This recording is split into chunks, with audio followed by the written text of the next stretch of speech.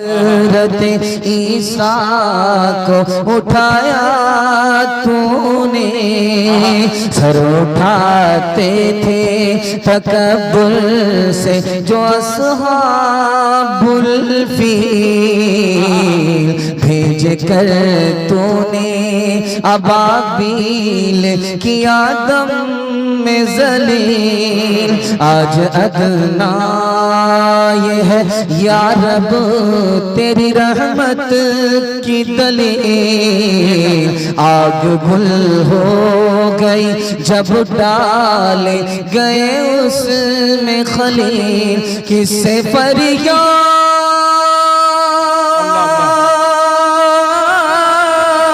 करे तेरे सिवा रब जलील।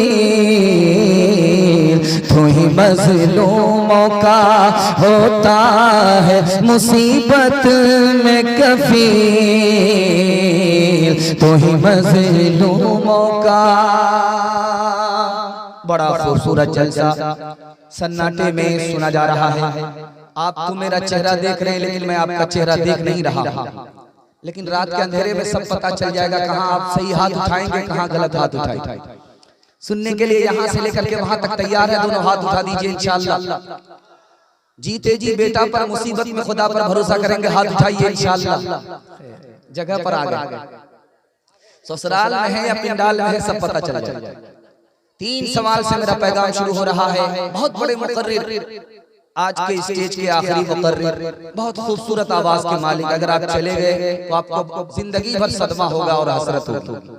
वादा कीजिए इंशाअल्लाह उनको सुन करके जाना। हाथ उठा दीजिए इंशाअल्लाह। 3 सवाल से मेरा पैगाम शुरू हो रहा है। बीमारी क्यों है, गरीबी क्यों है, मौत क्यों है, जन्नत और दोज़ख क्यों है, ये मेरा पहला सवाल है। दूसरा सवाल है हम खुदा के लिए सजदा करते पेशानी को जमीन से टेकते हैं, ये सजदे का हुक्म क्यों है, ये मेरा दूसरा सवाल है। तीसरा सवाल है तौबे का दरवाजा खुला हुआ है, इब्लीस के लिए तौबा है कि नहीं है, ये आखिरी सवाल है। अल्लाह के इल्म में इजाफा फरमाए, मेरे मुताला को ताज़ा फरमाए। 3 सवाल है, पैगाम शुरू हो रहा है। पहला सवाल है बीमारी क्यों है, एक लाइन में जवाब आ रहा है बीमारी इसलिए है ताकि खुदा का बंदा खुदा को भूल न जाए। गरीबी इसलिए है ताकि खुदा का बंदा खुदा की नेमत खाए तो नाम ले नमक हरामी ना करे। मौत इसलिए है ताकि खुदा के बंदे की खुदा से मुलाकात हो जाए। दोज़ख इसलिए है ताकि खुदा का बंदा खुदा के अजाब से डरने वाला बन जाए। जन्नत इसलिए है ताकि नबी के उम्मती को नबी का दीदार हो जाए, नबी की मुलाकात हो जाए।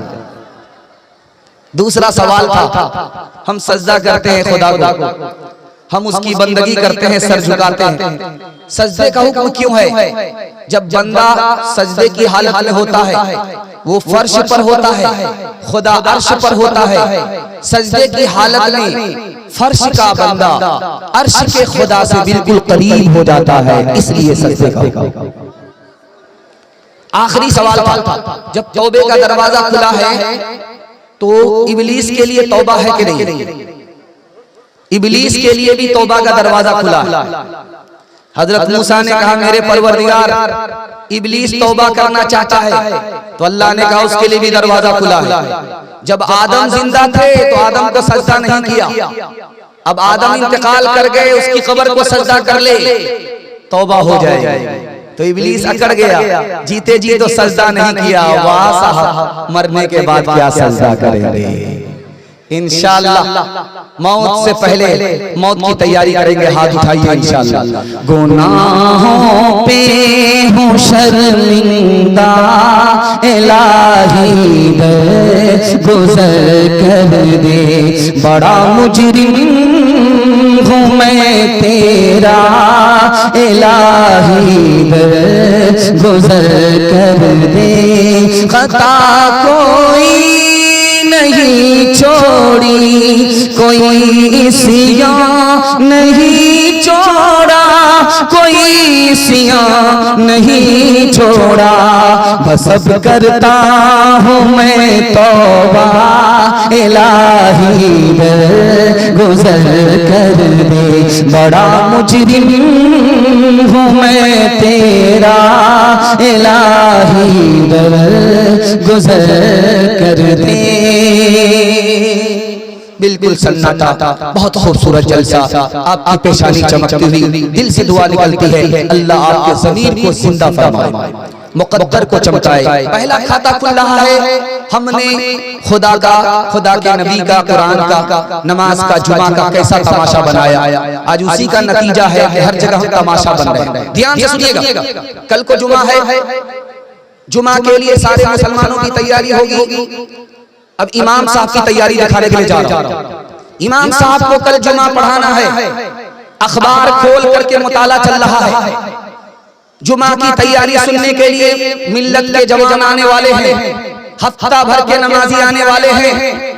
इमाम साहब की तैयारी देख लीजिए, अखबार पढ़ करके तैयारी हो रही है, और जैसे ही मुक्तदी आए जुमा पढ़ने के लिए, अखबार पढ़ करके सुना दिया गया जुमा का तमाशा इमाम की तरफ से, जुमा का तमाशा मुक्तदी की तरफ से।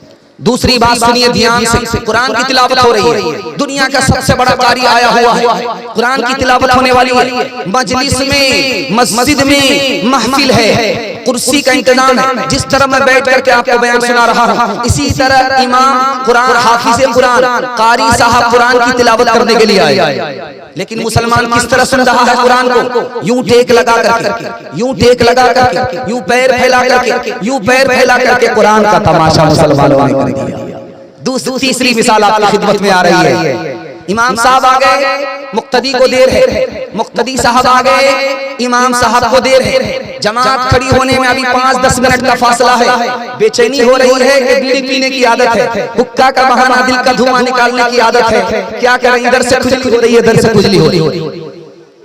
अब देख रहे हैं, टाइम को देख रहे हैं, जब दिल मानता नहीं है तो बीड़ी निकाला, सिगरेट निकाला, धक्का धक धक्का धक धक्का धक लिया। 10 मिनट जैसे ही पास हुए कि इमाम साहब आ गए, कुल्ली करने की भी जरूरत नहीं, उसी मुंह में खड़ा हो गया नमाज का तमाशा मुसलमानों की तरफ से। इमाम साहब आगे नमाज पढ़ाने के लिए टी शर्ट में हैं, टोपी नहीं है, पगड़ी नहीं है, कुछ भी नहीं है, कुर्ता नहीं है, नबी का लिबास नहीं है, टी शर्ट में अपने डेट आए हैं, कोट पतलून में आए इमाम साहब नमाज पढ़ाने के लिए। पीछे मुक्तदी साहब ने टोका, अरे आप इमाम साहब है, इस तरह नमाज पढ़ा रहे हैं? तो क्या कहते हैं इमाम साहब का जवाब सुनिए, कलेजा मुंह को आ जाएगा। अगर नबी भी इस दौर में जिंदा होते तो उनको भी यहूदी और चाइना का लिबास पहनना होता। इससे भी बड़ी हैरत की चीज आपके सामने रखने के लिए जा रहा हूं। जहां जलजला आया तुर्की, जहां जलजला आया उसकी रुदाद और फरियाद सुनाने के लिए एक लाइन है आपके पास, आपको नसीहत के लिए सुना रहा हूं, किसी की फजीलत नहीं कर रहा। तुर्की की जामे मस्जिद में मिंबर पर 3 चीजें रखी हुई होती, जुमा का दिन होता। ये जो मैं कुर्ता पहने हुआ हूँ, यही कुर्ता रखा हुआ होता, और ये पगड़ी जो रुमाल है, ये रुमाल वहां रखा हुआ होता, और ये जो डुप्लीकेट दाढ़ी है, ये दाढ़ी वहां रखी हुई है। और इमाम जब आता है नमाज पढ़ाने के लिए, वो सफाचट होता, उसका चेहरा फुटबॉल का मैदान। अब वो सबसे पहला काम क्या करता है, वो जो कुर्ता रखा हुआ उसको पहना, वो जो पगड़ी रखी हुई उसको लगाया, वो जो डुप्लीकेट दाढ़ी है उसको लगाया।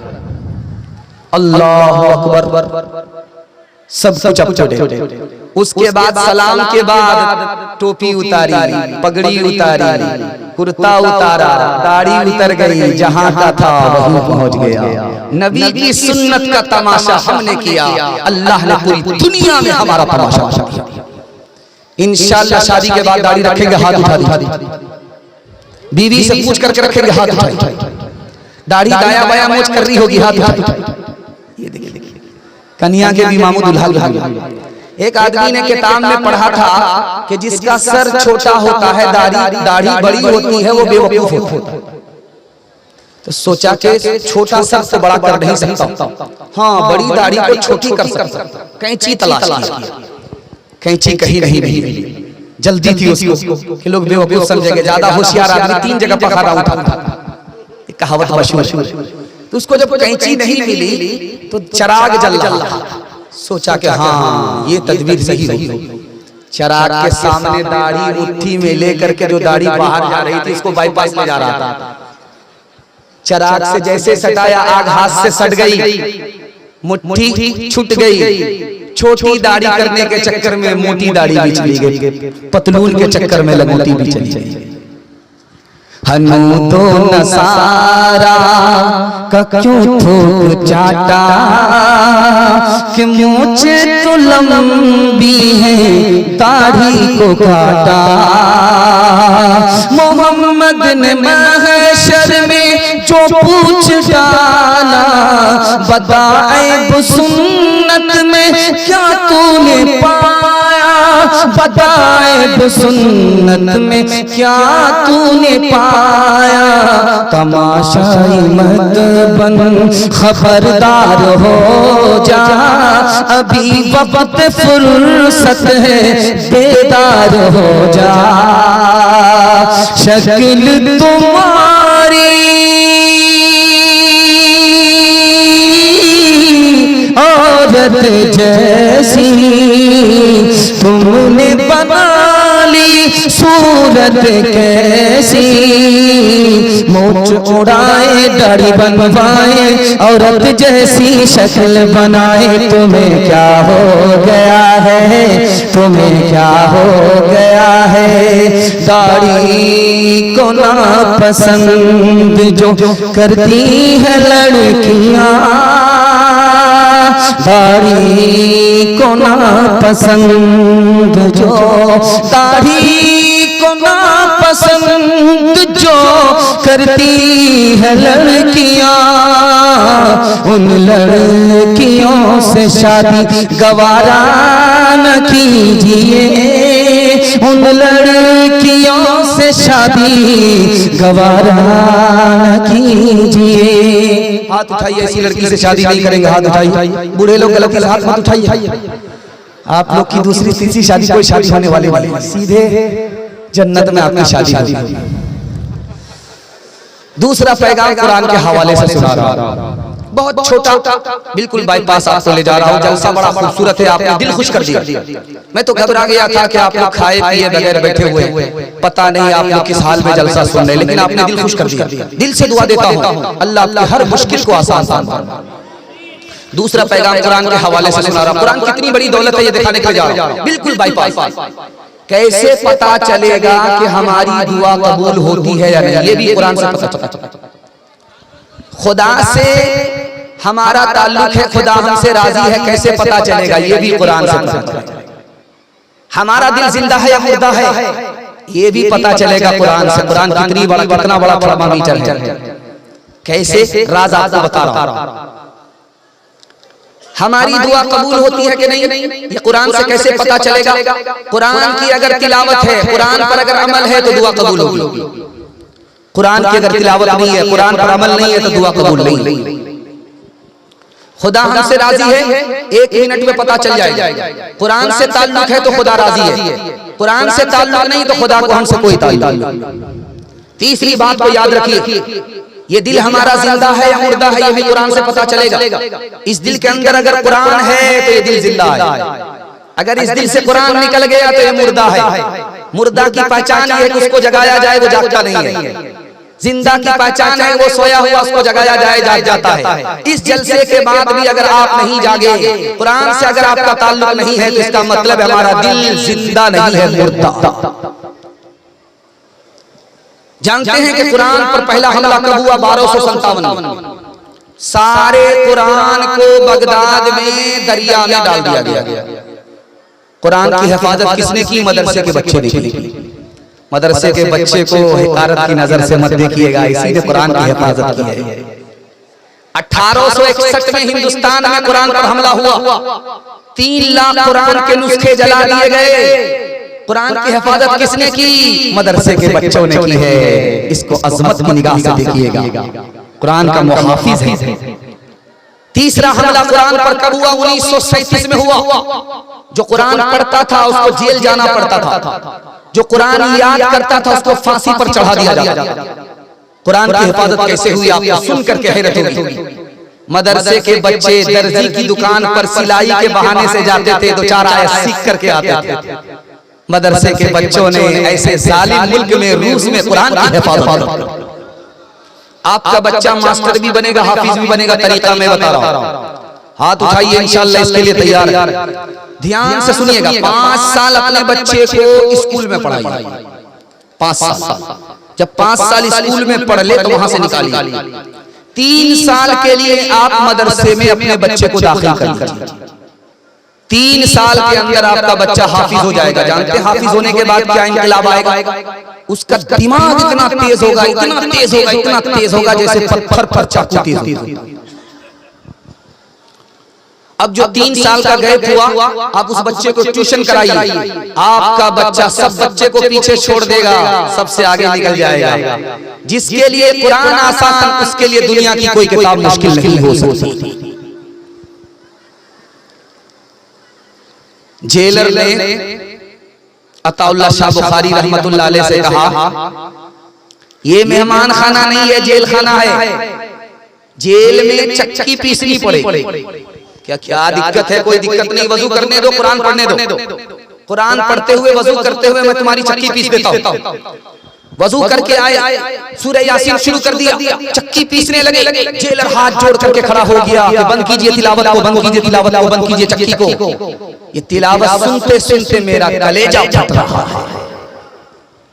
रमजान आने वाला है, मस्जिद की कमेटी बैठ जाती है, कहती है तरावी के लिए सुपर फास्ट हाफिज की तलाश हो। सुपर फास्ट, एक सुपर फास्ट आ गया। बोला आप लोग कितने दिन में सुनना चाहते हैं? हम तो 1 दिन में आपको कलकत्ता से दिल्ली पहुंचा देंगे। बाप रे बाप, तो लोग जगह पर रहेंगे, कब्रिस्तान में पहुंच जाएंगे। एक काम कीजिए, 3 दिन में खत्म या लमन तालमन या लमन तालमन या लमन तालमन या लमन तालमन करके 10 पारा खत्म। पहला दिन खत्म हो गया, चलो बला टल गया। दूसरे दिन लोगों ने कुरान की बला को उतारा सर से, 20 पारे खत्म। तीसरे दिन में 30वां पारा खत्म। उसके बाद हाफिज साहब कहते मिठाई बांटी, आप लोगों को मुबारक हो, 3 दिन में कुरान खत्म हो। पीछे एक पढ़ा लिखा आदमी, वो सोचा कि ये हाफिज चकमा दे रहा है, हाफिज नहीं है, ये तो धोखा दे रहा है। मुझे सूरह यासीन याद है, इसने सूरह यासीन पढ़ी। उसने कहा हाफिज साहब आप चकमा दे रहे हैं, मुझको शक था, लेकिन मेरा शक गहरा हो गया। आप 30वें पारे में आए, 22वें पारे में आए, 23वें पारे में आए, आपने सूरह यासीन नहीं पढ़ी है। बोले कि आप भी अजीब आदमी लगते हो, सूरह यासीन मुर्दा पर पढ़ी जाती है, जिंदा पर नहीं पढ़ी जाती। मैंने जानबूझ करके छोड़ दिया, अगर मैं पढ़ देता तो पीछे जितने लोग थे सब हलाक। जो हिफ्ज़ शुक्र है राहे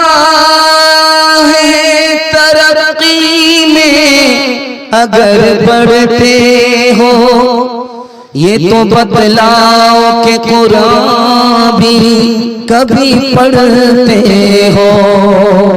वो ज़माने में मुअज़्ज़ज़ थे मुसलमान होकर,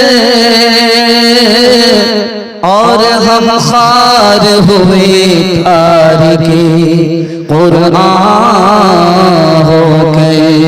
जो हिफ्ज़ कुरान कर लेता है वो औज यकीनन पाता है। जो हिफ्ज़ कुरान कर लेता है वो औज यकीनन पाता है। कुंबे की नजात उससे होगी, हाफिज की बड़ी ये अजमत है।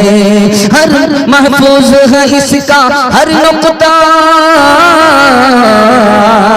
महफूज है इसका हर नुक्ता, हर कलमा मुकम्मल है इसका। कुरान अजीम एक दौलत है, मोमिन के लिए एक रहमत है। कुरान अजीम एक दौलत है, मोमिन के लिए एक रहमत है। ध्यान से सुनिएगा, मिल करके रहिए। अभी जमीयत के हवाले से दिल खैराबादी साहब ने आपको कलीदी पैगाम दिया कि मिल करके रहिए, मसलक में मत बटिए, मसलक और मजहब को बचाइए। चूंकि मसलक जो निकला है वो मजहब से निकला है, मजहब बचेगा तो मसलक भी बच जाएगा। हाथ उठा करके वादा कीजिए, दिल मिले या न मिले हाथ मिलाएंगे, हाथ उठाइए इंशाअल्लाह। खैर कहाँ 2-4 गलती तो आपकी माफ है, अगर इससे ज्यादा गलती करेंगे तो आपका जनाजा पढ़ करके सीधा जाएगा। ध्यान से सुनिएगा, ये तबलीग वाले जो घूमते हैं मस्जिद आते हैं तो लोग इनको बेवकूफ समझते हैं। ये कितने बड़े अक्लमंद हैं। मैं इनकी एक मिसाल, एक नमूना आपकी खिदमत में पेश करने के लिए जा रहा हूं। रमजान का महीना था, तबलीग वाले मस्जिद में आए तो मस्जिद कमेटी ने कहा कि मस्जिद में दाखिल नहीं हो सकते, पहले मुनाजरा करना होगा। तो अमीर साहब ने कहा कि तो मुनाजरा जानते नहीं है, क्या मुनाजरा कराना चाहते हैं आप लोग? कहा ये साबित करना होगा कि तरावी 8 रकात है या 20 रकात। तो अमीर साहब भी बड़े मंतकी थे, मंतिक से फंसा लिया, वो लोग फलसफे से निकल नहीं सके। अमीर साहब ने कहा कि देखिए भाई, जो लोग 8 रकात तरावी पढ़ते हैं वो बहुत कम पढ़ते हैं, और जो लोग 20 रकात तरावी पढ़ते हैं वो बहुत ज्यादा पढ़ लेते हैं, मगर पढ़ते जरूर है। जो कम पढ़ रहे हैं वो भी पढ़ रहे हैं, जो ज्यादा पढ़ रहे हैं वो भी पढ़ रहे हैं। हम तो इन लोगों के लिए नहीं आए, हम तो उनको पकड़ने के लिए आए हैं जो ये भी नहीं पढ़ते वो भी नहीं। लाल कुआं है दिल्ली में, लाल कुआं मस्जिद है, आज भी मौजूद है। उसमें जो इमाम था वो बरेली इमाम था, बहुत खूबसूरत आवाज का मालिक था, कुरान बहुत अच्छा पढ़ता था। बरेली इमाम, हाफिज़े कुरान, बहुत खूबसूरत आवाज का मालिक। उनके पीछे नमाज पढ़ने के लिए कौन आए? हजरत नानोतविया दिखाने के लिए जा रहा है। आज मनार शेख मदनी साहब दामत बरकात जमीयत के प्लेटफॉर्म से सारे मसलक को एक जगह इकट्ठा करना चाहते हैं, सारे धर्म के लोगों को एक जगह इकट्ठा करना चाहते हैं। ये मिशन हजरत नानोतवी रहमतुल्लाह अलैह का। बरेलवी इमाम नमाज पढ़ा रहे हैं, पीछे हजरत नानोतवी नमाज पढ़ रहे हैं। जैसे ही इमाम ने सलाम किया तो जमीन के नीचे, पैर के नीचे से जमीन निकल गई। कहा कि नानोतवी मेरे पीछे नमाज पढ़ रहे, मैं इनको रात दिन काफिर कहता था। पैर पर गिर गया। हजरत आपके अखलाक ने मुझको तौबा करने पर मजबूर कर दिया, आज के बाद आपको कभी काफिर नहीं कहूंगा। आप देखेंगे कुछ लोग नमाज पढ़ते हैं, जोर से आमीन कहते हैं, कुछ लोग आहिस्ता से आमीन कहते हैं। अभी ये मुल्क आजाद नहीं हुआ, कांधला में एक केस चला, मार्च नाम का अंग्रेज है, उसके दौर का ये किस्सा। एक नौजवान ने जोर से आमीन कहा, दूसरे ने आहिस्ता से आमीन कहा, सलाम के बाद दोनों टकरा गए। इसने उसको घूसा मारा, इसने उसको घूसा मारा, इसकी तरफदारी में 10 लोग खड़े, इसकी तरफदारी में 10 लोग खड़े गए। मसलक के नाम पर 2 मुसलमान लहू लहान हो गए। केस आ गया अंग्रेज की अदालत में। मार्च नाम का अंग्रेज है, इस्लाम का तमाशा करने वाले, 2 मसलक के नाम पर लड़ने वाले, जोर से आमीन कहने वाले, आहिस्ता से आमीन कहने वाले का मुकदमा आया। मुसलमानों की आबरू को दांव पर लगाते हुए मार्च ने कहा कि भाई क्या मसला? 5 मिनट तक तो अंग्रेज को पता ही नहीं चला कि आमीन मकान का नाम है, दुकान का नाम है, जमीन का नाम है, जायदाद का नाम है, किसका नाम? उसके बाद जब वकीलों ने बहस किया तब पता चला कि आमीन दुआ का नाम है। दुआ के नाम पर मुसलमान आपस में लड़ गए। तो उसने कितना भिगा करके तमाचा मारा, कितना बढ़िया जजमेंट लिखा, वो मैं आपके सामने रखने के लिए जा रहा हूँ, आंख से पट्टी हटाने के लिए काफी है। उसने लिखा कि आमीन की 3 किस्में, एक आहिस्ता से आमीन कहना, ये भी सही है, हदीस से साबित है। एक है जोर से आमीन कहना, ये भी हदीस से साबित है। एक फितना उठाने के लिए आमीन कहना, ये हदीस से साबित नहीं है। ये सलफी भी गुनहगार है, ये हलफी भी गुनहगार है। इन दोनों का ठिकाना जेल होगा, इसके आगे कुछ नहीं।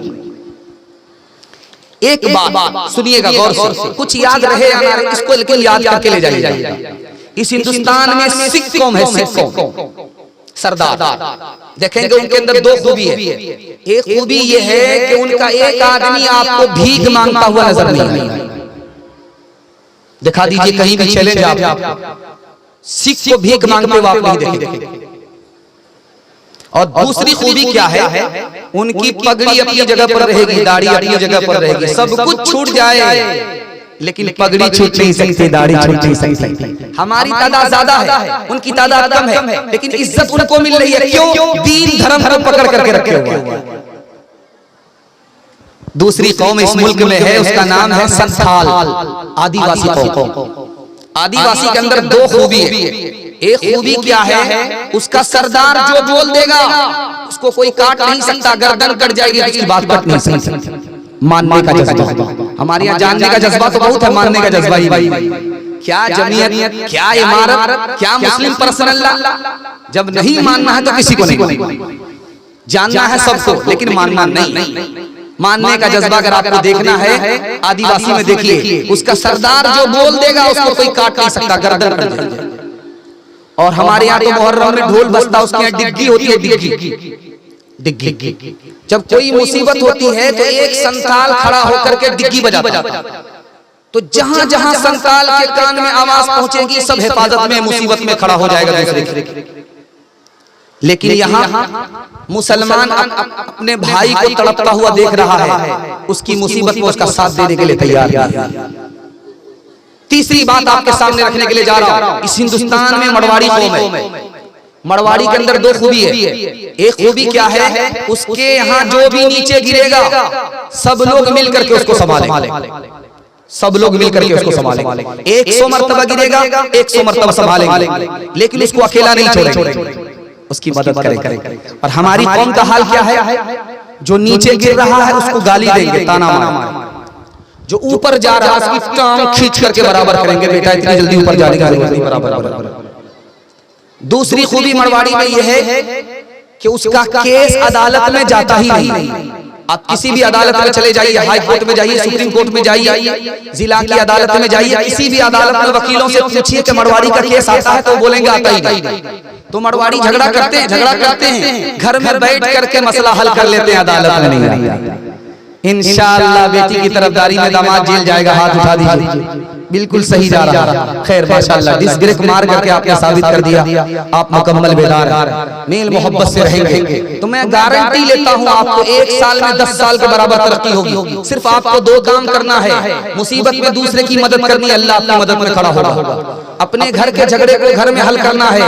आपकी मिसाल सुपर फास्ट ट्रेन की होगी, कदम कदम पर उसको रुकना नहीं पड़ेगा, जल्दी से मंजिल पर पहुंच जाएगी। इंशाअल्लाह मोहब्बत से जिएंगे, मोहब्बत से मरेंगे, हाथ उठा दीजिए इंशाअल्लाह। शर्म न हमको आ सकी देख अपने आमाल, शर्म न हमको आ सकी देख अपने आमाल। कभी तो इतना सोचता, कभी तो इतना सोचता, काहे हुआ ज़वाल, काहे हुआ ज़वाल। जब से भूला मुसलमान इस्लामी तालीम, उसको दहशत गर्दी, उसको दहशत गर्दी, करते सब तस्लीम, करते सब तस्लीम। भूल गया मुस्लिम कहीं नबी करीम की राह, मंजिल की चाहत गई, मंजिल की चाहत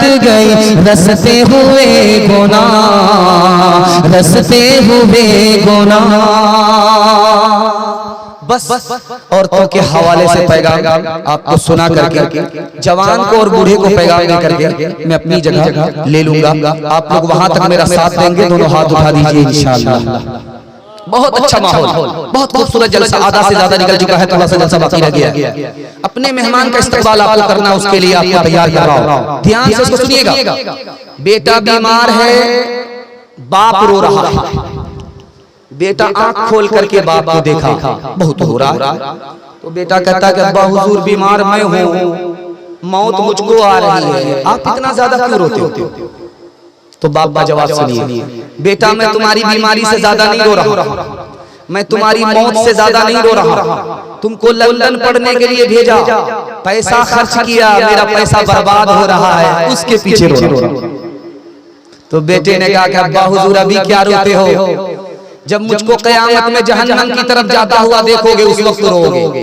तुमने मुझको लंदन पढ़ने के लिए भेजा, दुनिया की तालीम तो दिलाई, दीन की तालीम से तुमने मुझको महरूम रखा, अभी क्या रोते हो? उस वक्त रोगे जब क़यामत में मुझको जहन्नम की तरफ जाता हुआ। जनाजा रखा हुआ, बाप का जनाजा है, बेटा खड़ा है रो रहा। तो इमाम साहब ने कहा बेटा क्या करें, रोगे या जनाजे की नमाज पढ़ाएं? कहा कि हुजूर मैं बाप के जनाजे पर इसलिए नहीं रो रहा हूं कि बाप का जनाजा उठा है, बल्कि इसलिए रो रहा हूं कि मेरे बाप ने मुझको सारी तालीम दिलाई, मैं PhD हो गया, लेकिन बाप का जनाजा रखा हुआ, मुझको इतनी तालीम दीन की नहीं है कि उसकी नमाज़े जनाजा पढ़ा सकूं, इसलिए इधर बाप खड़ा है, उधर बेटा खड़ा है। हजरत उमर की अदालत है, बाप का दावा है कि ये नाफरमान है और बेटा का दावा है कि बाप नाफरमान है। बाप बेटे के खिलाफ मुकदमा चल रहा है, हजरत उमर की अदालत है। क्या साबित हुआ? आपको कितनी ज्यादा हैरत होगी, मैं आपको सुना रहा हूं। बेटा का दावा है मेरा बाप नाफरमान है, बाप का दावा है मेरा बेटा नाफरमान है। अदालत में यह साबित हुआ कि ये भी नाफरमान वो भी नाफरमान, लेकिन पहले बाप नाफरमान है कि पैदा तो किया लेकिन हराम खिलाया, पैदा तो किया अच्छी तालीम नहीं दी, पैदा तो किया अच्छा नाम नहीं रखा। बाप पहले नाफरमान है, बेटा बाद नाफरमान। मैं आपके सामने खिताब कर रहा हूँ, एक कुर्सी यहाँ लगी हुई है, मेरे बराबर में दूसरे मेहमान हैं, वहाँ कुर्सी लगी हुई है। जब राजा का दरबार होता था तो राजा की कुर्सी यहाँ लगती थी, बराबर में कुर्सी वजीर की लगती। एक दिन बादशाह ने वजीर से कहा, बेटा तू इतना कामयाब है, तेरा बाप इतना खुशनसीब होगा, मैं देखना चाहता हूँ अपनी आँख। तो वजीर ने अपने बाप को खत लिखा, उसका बाप आ गया। तो बादशाह ने कहा, तुम्हारा बाप कहाँ है? और उसका बाप एक लुंगी पहन करके था, एक गमछा ओढ़ करके था, लाठी पर जूता टांग करके खड़ा था, बकरी चरवा रहा था, बकरी चरा करके अपने बच्चे को पढ़ाया लिखाया, बेटा वजीर बन गया। खुद जाहिल था, अपने बच्चे को वजीर बनाया। वो बाप सामने खड़ा है। तो बादशाह ने कहा, तेरा बाप कहाँ? का वही तो मेरा बाप खड़ा है। का ये उल्लू का पट्ठा, भैंस का अंडा, केले का छिलका तेरा बाप? का मेरे बाप को बेवकूफ मत कहो, बेवकूफ तो मेरा दादा था कि मेरे बाप को पढ़ाया लिखाया नहीं। मेरा बाप अगर बेवकूफ होता तो मुझको पढ़ा लिखा करके तुम्हारे बराबर की कुर्सी का मालिक नहीं बनाता। एक मिसाल पर पैगाम खत्म कर रहा हूं, ध्यान से सुनिएगा। डांस चल रहा था डीजे का, तो एक आदमी बोलता है, वाह रे लड़की क्या डांस किया। तो बराबर का आदमी बोलता है कि वो लड़की नहीं है, लड़का। तो ये आदमी बोलता है, सॉरी मैडम, मुझसे भूल हो गई। तो कहा, मैं मैडम नहीं हूं, मैं उसी लड़के का बाप। कर सका तो क्यों रहा, अब कर क्यों पछताए, कर सका तो क्यों रहा, अब कर क्यों पछताए। बोए पेड़ बबूल का, बोए पेड़ बबूल का, अमवा कहाँ से पाए, अमवा कहाँ से पाए। पाथे दिन पाथे गए, हरी से क्यों नहीं, अब पछताए हो तो क्या, अब पछताए हो तो क्या। जब चिड़िया चुग गई खे, चिड़िया चुग गई खे। जवानों के हवाले से आखिरी पैगाम, जवान लोग सुनने के लिए तैयार हैं? दोनों हाथ उठा दीजिए इंशाअल्लाह। बहुत खूबसूरत जलसा ये मेरा पैगाम आपके लिए। अगर आपने कबूल कर लिया तो आपको तजर्बा होगा कि आपका कोई हाथ नहीं मिला सकता, अल्लाह आपको मुकद्दर का सिकंदर बना देगा।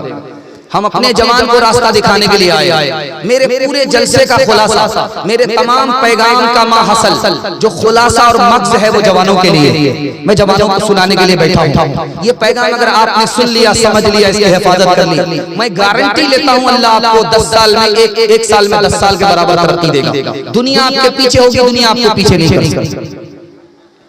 आपको सुनकर के हैरत होगी, हर साल दारू पीने की वजह से 15,000 नौजवान मर जाते। हर साल 1 करोड़ से ज्यादा जवान दारू पीने की वजह से बीमार होते। 75% जवान दारू पीने की वजह से पागल होते। 80% जवान खुदकुशी करते। 74% जवान कंगाल हो जाते। 79% जवान जुर्म करते हैं, जराइम करते हैं, उसके बाद जेल जाते। मरने का वक्त है, जबान पर कलमा नहीं आ रहा। उस्ताद ने पूछा कि बेटा मरने का वक्त है, जबान पर कलमा नहीं है। कहा उस्ताद कोई गुनाह तो याद नहीं है, एक गुनाह याद है, साल में 1 बार डॉक्टर के कहने पर दारू पीता था। डॉक्टर ने कहा था कि अगर दारू नहीं पियोगे इलाज नहीं होगा। उसी की नुहूसत है, मर रहा हूं, जबान पर कलमा नहीं आ रहा। दूसरी नुहूसत और दूसरी नाकामी जवानों की दिखाने के लिए जा रहा हूं। हमारा जवान जुआ खेलता है, बहुत अच्छी बात, कभी हारता है कभी जीतता है, बहुत अच्छी बात। हारना ज्यादा मुकद्दर होता है, जीतना कम होता है। लेकिन जानते हैं जुआ हारने के नतीजे में हमारे जवान क्या करते हैं? 2000 की तादाद में सालाना खुदकुशी करते। एक जवान जुआ खेल रहा था, 19 घंटा जुआ खेला, 75 लाख रुपया हार गया। अब उसका पैर ही नहीं उठ रहा कि घर किस हाल में जाएं।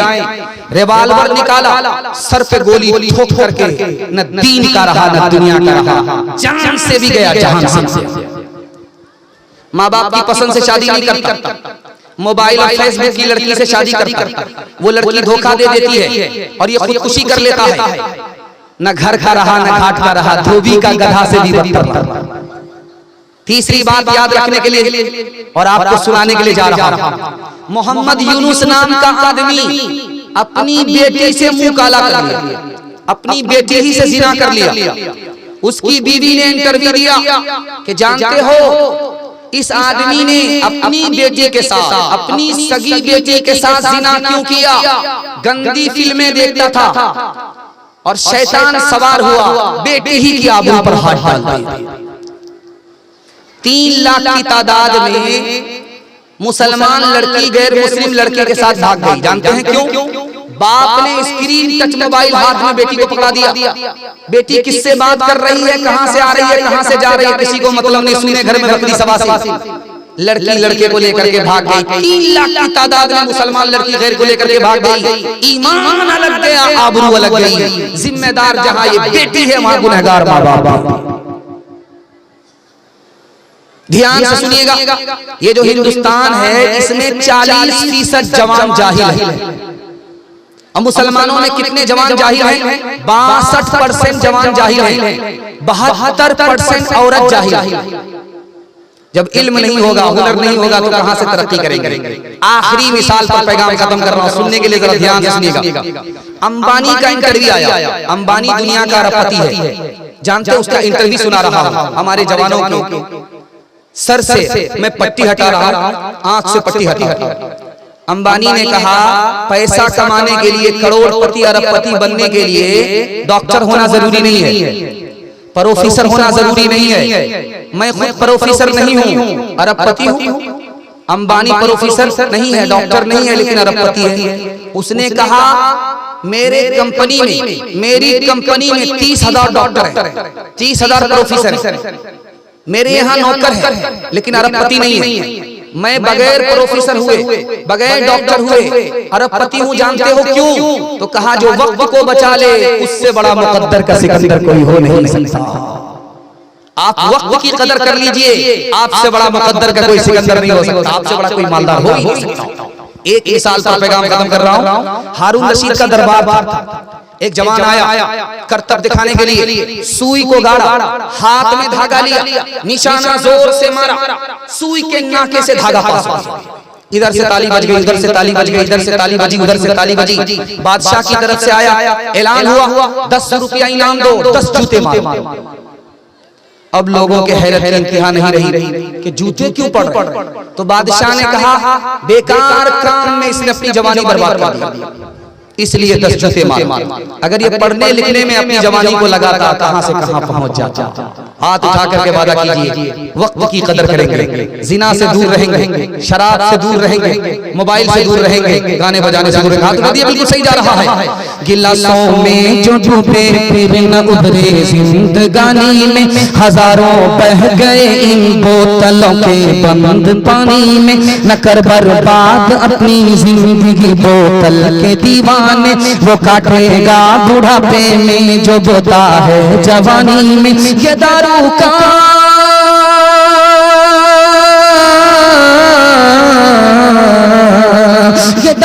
का पियाला मौत का कड़वा पियाला है। मिला है जहर शरबत में, मिला है जहर शरबत में, छुपी है आग पानी में। मिला है जहर शरबत में, छुपी है आग पानी में। बस औरतों के हवाले से पैगाम मेरा आखिरी आ रहा है। इसके लिए आप लोग तैयार हैं? दोनों हाथ उठाइए इंशाअल्लाह। औरत को सर पर बिठाएंगे, हाथ उठाइए इंशाअल्लाह।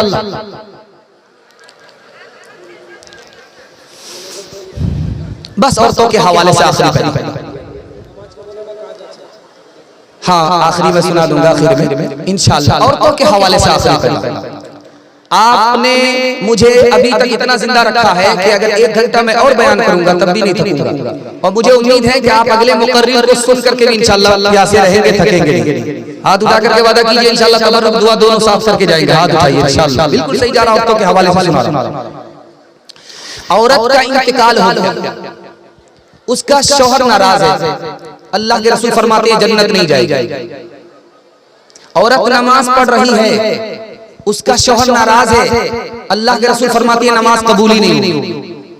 मर्द के हाथ में जख्म है, उससे खून निकल रहा है, पीप बह रही है, खून निकल रहा है, पीप बह रही है। औरत जल्दी से आती है, ज़बान से चाटती है, अपने शौहर के जख्म को ज़बान से चाट रही है, उसके खून को ज़बान से चाट रही है।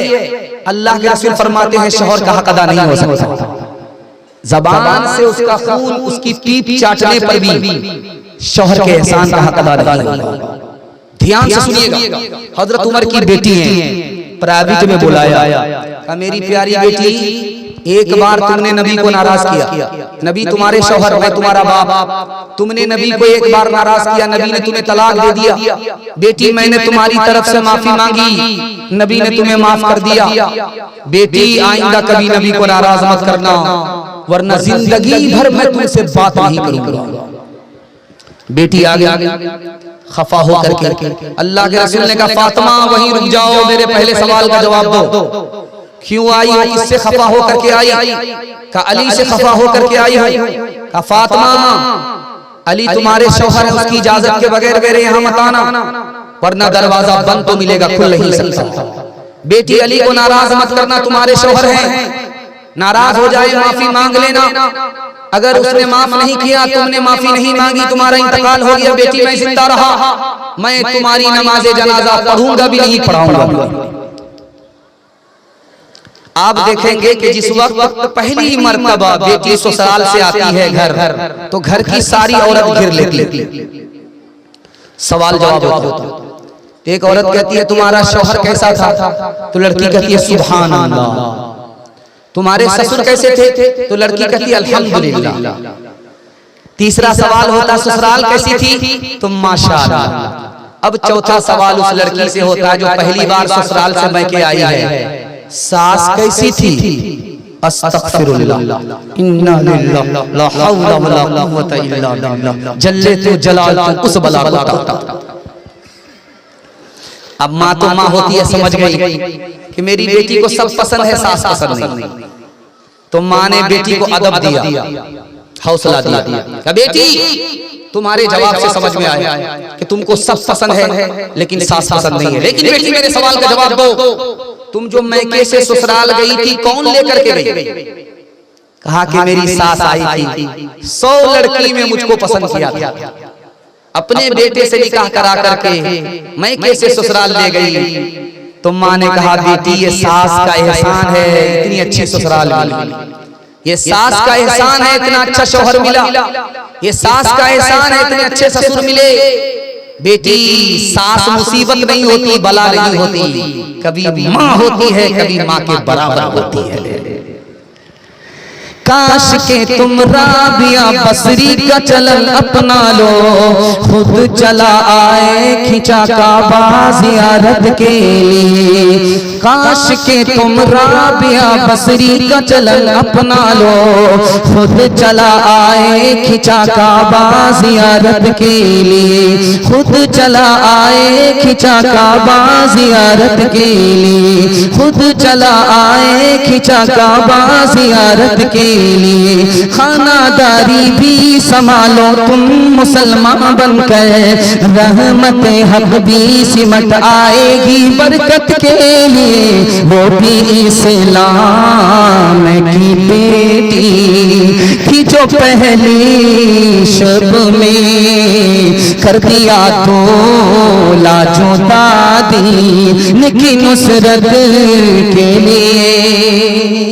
बस आखिरी पैगाम औरतों के हवाले से सुना करके मैं अपनी जगह लेता हूँ। आप लोग सुनने के लिए मुकम्मल तैयार हैं? दोनों हाथ उठाइए इंशाअल्लाह। बीवी से पूछ करके माँ बाप को खर्चा देंगे, हाथ उठाइए इंशाअल्लाह। तो 4 मजनू ने हाथ उठाया, ध्यान से सुनिएगा, जल्दी से निकल जाए। पीर साहब आए बस्ती में। एक औरत ने कहा कि मुरीद हम पीर साहब को खाना खिलाएंगे। दूसरी औरत ने कहा कि मैं पीर साहब को खाना खिलाऊंगा। दो औरत झगड़ा कर रही। ये औरत कह रही है मैं पीर साहब को खाना खिलाऊंगी, वो औरत कह रही है कि मैं पीर साहब को खाना खिलाऊंगा। पीर साहब ने दोनों का झगड़ा खत्म किया। मैं जिसके यहाँ पहली बार आया हूँ मैं आज वहां खाना खा लूंगा, कल तुम्हारे यहाँ खाना खा लूंगा। तो उस औरत ने कहा आज मेरे यहाँ मुर्गा पका था। मुर्गा का नाम सुनकर के पीर साहब का पैर फिसल गया। अब इसको समझाने लगे कि कल तुम्हारे यहाँ खा लेंगे, आज उसके यहाँ खा ले। इस औरत ये कितनी पढ़ी लिखी थी, कितनी जाहिल थी, ये कहती है जाओ जाओ जाओ जाओ उसी से निकाह कर लो, उसी को जोरू बना। औरत को मर्द से ज्यादा तालीम दिलाई। दूसरी मिसाल आपकी खिदमत में आ रही है, ध्यान से सुनिएगा। इन्हीं लोगों की बात हो रही है, यही लोग झगड़ा कर रहे हैं। ध्यान से सुनिएगा। दूसरी मिसाल आ रही है। अपना बेटा पैदल चल रहा और सोतेला बेटा गोद में। लोगों ने कहा वाह रे माँ, इसको माँ कहते हैं। अपना बेटा पैदल है और सोतेला बेटा गोद में है। तो औरत का जवाब सुनिए। जब ये पैदल चलता है सोतेला बेटा तो मेरा दिल जल जाता, इसलिए इसको गोद में उठा लिया है ताकि ये चलने के काबिल ही ना रहे, अपाहज बना। तीसरी मिसाल आ रही है, ध्यान से सुनिएगा। बहुत खूबसूरत नमूना आपकी खिदमत में आ रहा है, ध्यान से सुनिएगा। शौहर आलिम और बीवी जाहिल। तो शौहर ने कहा कि तू कमबख्त की कमबख्त ही रह गई। तो बीवी कहती है कमबख्त मैं नहीं हूं, कमबख्त तू है। तू आलिम है, मैं तेरे निकाह में हूं, मैं कमबख्त नहीं हूं, बल्कि कमबख्त तो तू है कि मैं जाहिल हूं और तुम आलिम हो, तुम्हारे निकाह में जाहिल। चौथा नमूना आपकी खिदमत में लेकर के आ रहा हूं, बहुत इसको ध्यान से सुनिएगा। एक औरत ने 4 मर्दों से शादी कर लिया। औरंगजेब बादशाह के दरबार में खड़ी है। बादशाह ने पूछा है नालायक औरत, तुमने 4 मर्दों से निकाह कर लिया? तो कहा क्या गलत किया? जलसे में गई थी, मसला मालूम हुआ, उसी मसले पर अमल किया। क्या मसला मालूम? कहा कि मौलाना साहब मसला बता रहे थे कि लोग जिना क्यों करते हैं जबकि 4 शादी की इजाजत है। ये मर्दों के लिए कहा था कि औरत के लिए कहा था? मैंने इतना ही सुना था। उसके बाद तो मैं होटल चली गई थी हलवा पूरी खा। एक बादशाह 4 बीवी, मालूम करना था कि पढ़ी लिखी कौन है, जाहिल कौन है। सुबह हो रही थी तो बादशाह ने एक बीवी के पास आकर के पूछा कि सुबह हो रही, कहाँ हो रही, कैसे पता चला? मुंह में पान था, मजा बदल। बड़ा खुश हुआ कि वाह क्या पढ़ी लिखी है, दिल खुश हो गया। दूसरी बीवी के पास जाकर के पूछा कि सुबह हो रही है, कहाँ हो रही, कैसे पता चला? कहा कि नाक की जो नथ थी वो ठंडी पड़, इससे पता चला। बड़ा खुश, पढ़ी लिखी है। तीसरी बीवी के पास गया कि सुबह हो रही, कहाँ हो रही, कैसे पता चला? कल लालटेन की रोशनी धीमी पड़ गई। बड़ा खुश हुआ। अब चौथी बीवी के पास आया जो सबसे ज्यादा जाहिल थी। उससे पूछता है कि सुबह हो रही, कहाँ हो रही? कहा कि कैसे पता चला? इसलिए पूछने की क्या बात है? खाना आ रहा है, पेशाब आ रहा है। किरदार बद पे खुद ही गुस्से में आएगी, शौहर दिखाए डंडा तो ये झाड़ू दिखाएगी। किरदार बद पे खुद ही ये गुस्से में आएगी, शौहर दिखाए डंडा तो ये झाड़ू दिखाएगी। कासिर इसीलिए तो कोई बरकत नहीं रही, फातिमा सी अब कोई औरत नहीं रही। मर्द पैजामा से, औरत पर्दे से बाहर होगी, हाथ उठा दीजिए। माशाअल्लाह, आपने डिस्क ब्रेक मार करके मेरा दिल खुश कर दिया। मैं दिल से दुआ देता हूँ आपके घर में अगर जवान बेटी है, अल्लाह गैब से मुनासिब जोड़े का इंतजाम फरमाए। एक फरमाइश है, 1 मिनट की इजाजत है, सुना देते हैं। सो करके सुनेंगे, हाथ उठाइए इंशाअल्लाह। हाँ, यहाँ आकर के फंस। एक बुजुर्ग थे हातिम असम, उनसे पूछा कि आप नमाज कैसे पढ़ते हो? तो आप देखेंगे कुछ लोग नमाज में बड़ी जल्दी होती आते हैं और बड़ी जल्दी से भागते हैं। कौन बेचैन लोग हैं दिखाने के लिए जा रहे हैं। और कुछ लोग हैं कि नमाज में उनको इतना दिल लगता है कि छोड़ने का नाम ही नहीं। तो वो नमाज जो सुकून से पढ़ी जाती है वो कौन लोग होते हैं जो पढ़ते हैं, वो तरीका मैं आपके सामने रखने के लिए जा रहा हूँ। दिल से दुआ करता हूँ अल्लाह 100% अपनी बंदगी हम सबको नसीब फरमाए। पूछा आप नमाज कैसे पढ़ते हो? कहा जब नमाज पढ़ता हूँ तो मेरा चेहरा काबे की तरफ होता है, इसका ख्याल आता है, और मेरी पीठ के पीछे मलकुल मौत है, इसका तसव्वुर रहता है, मेरी दाईं जानिब जन्नत है, इसका ख्याल आता है, बाईं जानिब जहन्नम है, इसको भी ध्यान में रखता हूं, मेरे पैर के नीचे पुलसिरात है, ये ध्यान से भी नहीं जाता, और ये जिंदगी की आखिरी नमाज है, इसका तसव्वुर रहता है, और इस पर खौफ ये रहता है कि पता नहीं ये नमाज भी कबूल होगी कि नहीं। नमाज के बोलो ना काज छे, काज के बोलो আমার নামাজ আছে, নামাজ কে বলো না কাজ আছে, কাজ কে বলো আমার নামাজ আছে, নামাজ বিহীর পড়ো পরে কি জবাব দিবে তুমি প্রভুর কাছে, ফজর কাটে ঘুমের ঘরে জোহর কাজে কাজে, আসর কাটে খেলাই দোলাই, মাগরিব মাঝে মাঝে এশার সময় গেলে থাকো পিছে দুনিয়ার পিছে, নামাজকে বলো না কাজ আছে, কাজকে বলো আমার নামাজ আছে। इंशाअल्लाह जनाजे की नमाज मस्जिद में पढ़ेंगे, हाथ उठाइए इंशाअल्लाह। ये देखिए हम जनाजा ही पढ़ने वाले, बस 3 वादा आपसे लेना चाहता हूँ, आप वादा कीजिए जलसा जिंदगी भर के लिए कामयाब हो जाएगा। अल्लाह की इबादत करेंगे इंशाअल्लाह, रसूलुल्लाह की इबादत करेंगे इंशाअल्लाह, मखलूक की खिदमत करेंगे इंशाअल्लाह। 3 काम छोड़ दीजिए, आपके घर में कभी मुसीबत नहीं आई, गारंटी है, मुसीबत कभी नहीं आई। 3 वजह से मुसीबत आती है, आप छोड़ करके दिखाइए आपके घर में मुसीबत नहीं आई। गुनाह नहीं करेंगे इंशाअल्लाह, गलत नहीं कमाएंगे, गलत माहौल में नहीं जाएंगे, किताबों से नवाजों से नजर से पैदा। दीन होता है बुजुर्गों की नजर से पैदा, नहीं सीखा इन्होंने दीन रहकर शेख के घर में, पहले कॉलेज के चक्कर में, मरे साहब के दफ्तर में, केक के चक्कर में तो रोटी भी गई, बड़ी सही किताब लिखे थे छोटी भी गई, न मानी बात वाइस की, थे पतलून के चक्कर में कलम मोटी भी गई। वाखिर दावाना अल्हम्दुलिल्लाह रब्बिल आलमीन। माशाअल्लाह बहुत बेहतरीन अंदाज से हजरत का मुफ्ती साहब का बयान था।